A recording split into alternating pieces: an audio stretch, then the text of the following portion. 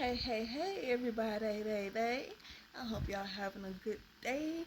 And I am here again. I know it's been about a week, but I'm here with another update for you guys on my hospitalization. I'm still here, as you can see, still in the hospital.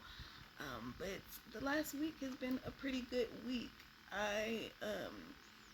The doctors have been really good when it comes to my pain. We've been working together with different teams, toxicology and addiction medicine. They are both both doctors who deal with people who have to take large doses of pain medicine on a regular. And so we're working on that. They've put me on a medicine called Suboxone. I'll be doing a video just on that medication real soon to talk to you guys about that. But it's just been a pretty good week, especially compared to all the other weeks that I've had here in the hospital. So yeah, they increased my PCA. Y'all know I've been begging for them to do that for the longest, and my doctor increased it from 1.2 to 1.4, which is also like they hardly ever jump up more than one.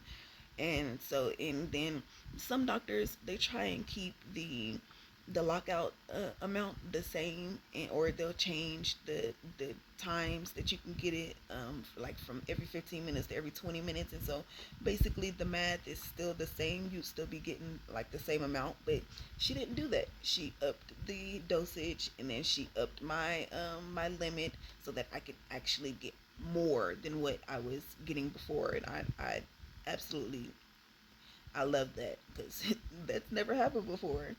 And then right after that, my beautiful sister came to see me. She surprised me with my niece and my nephew, who I'd never seen in person.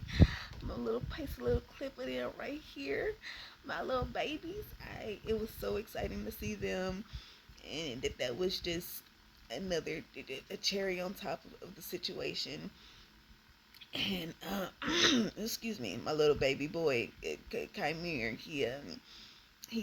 we had an instant connection, and that was it really made me feel good to have people that I care about take time out to show that they care about me too. Yeah, no, I'm a crybaby, but it was really nice. And then I am also supposed to be going to a inpatient rehab after I get out of here. It's supposed to be a 10 to 14 day thing. I didn't know that they even had an inpatient rehab.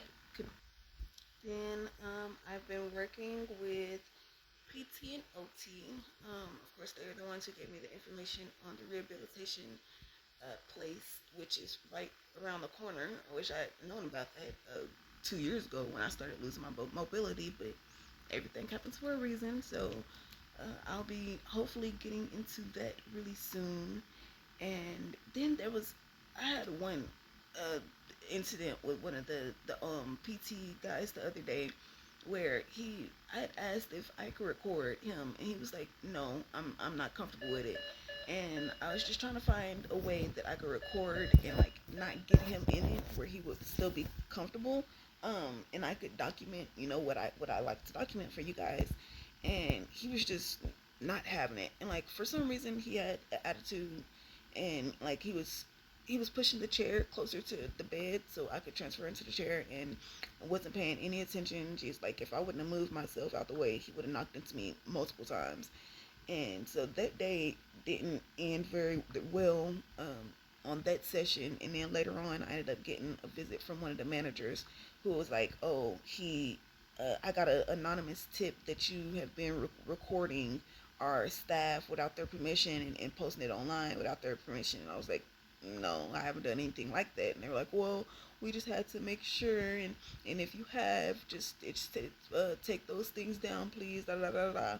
It's like, "Yeah, I haven't done anything like that." And they was like, "Well, yeah, that." And I was like, "Can you give me the name of the person who told you that?" And I was like, "Oh, it was anonymous." I was like, "Oh, no worries. I can figure out who it was." And this same day, there was a nurse who I'm familiar with, who was training a new nurse, And the nurse that I'm familiar with, she just was not, I don't know, she had an attitude all day. She was just very passive aggressively rude to me. And I had asked for the physical therapist's name before a shift change that day, and she was like, "Oh, I can't give you the information. I can't." And I was like, "Well, since when are you not able to give me information on somebody who was a provider that I saw? Like, if they came to my room and saw me, it's okay to give me their information." And she was like, "Oh no, I can't do that." It's like, yeah, okay, you acting real weird. And then the next day, I got the same nurse, the new nurse, and she was acting weird, and like she just they was just on some high school mean girl stuff, and I was just like those 2 days, they would be at least 30 minutes late on filling my syringe, meaning that I'd be without pain medicine for at least 30 minutes. The last time, right before I put in a complaint on them, I had waited for over an hour and a half with no pain medicine. And when she came in, there was no apology. It was just, oh, I just changed it not too long ago. And that was it. And then she slammed my door. And like, then before they left, I wasn't talking to them. I put in my complaint to make sure that they wouldn't be my nurses anymore, and she wanted to try and hold some type of conversation before she left. Like, I was just breathing and humming through it and through the pain, and she was just like, "Are you okay? Are you okay?" I'm like, "Okay, you see that I'm scrolling through my phone and everything." And then like the old nurse, she went to go get the old nurse and was like, I could see her scrolling in her phone, but she's not answering me. And they sat there trying to get me to talk to him, I just looked at them, and then they withheld my pain medicine for even longer. I was talking about, "Oh, well, we can't give it to you until you answer us, or da da da." Like, I was this thing is extremely inaccurate. So even when I am breathing properly, a lot of the time it doesn't show that I'm breathing properly. So unfortunately, I had an issue with that. But luckily, they will no longer be my nurses at any time during this hospitalization, or hopefully any other ones, because the pettiness and the attitudes, like, I don't do that. Like, I try and be the best patient that I can be for every single person who comes into my room, whether they're a PCA, a doctor, or a nurse, or OT, like X-ray people, anything. I try to be the best that I can be, and they just, yeah, some people just they walk right over that, and I'm like, you must want me to be one of those asshole patients that y'all are constantly bitching about. Like, I don't think you want that, and I don't want to be like that. So, like, come on now, just help you, and you help me. All right. But the next day I ended up getting better nurses. Another nurse who I'm familiar with, and I haven't had to wait for more than 10 minutes to get my medicine. So, like it's supposed to be. And then there is, I think that's it. That's pretty much everything that's happened this week. Um, we have we're starting to go down slightly on the PCA, and they're really working with me on that as well. They are making sure that I'm comfortable with going down, and like we went down a little bit today, and they were like, "Okay, we'll make sure that we come later on in the afternoon just to make sure that that you're okay, you're still okay with this dose." And um, I'm okay. It hasn't been too much of a difference in my pain, so I'm okay with it for now.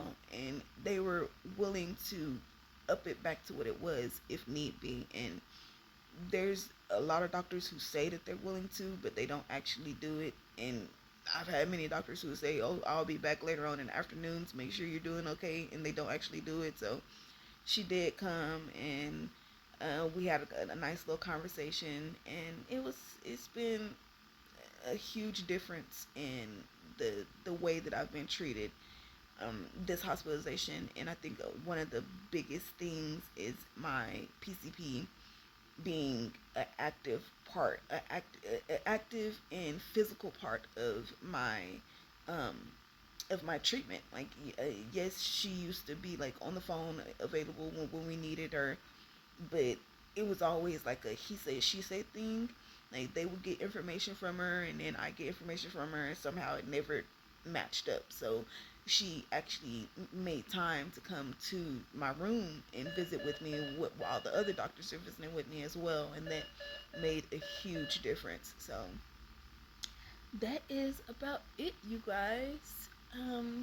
I really hope that y'all are liking these videos and these updates, and I am sending love. Oh, one more little update. Nutrition came, and they have an option where I can order from the bistro menu, which is the cafeteria um, for the paid cafeteria downstairs.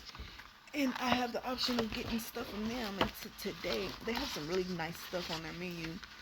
And today I got a tequila tri-tip, a tequila garlic tri-tip, and it was okay. It was sweeter than I thought it was gonna be.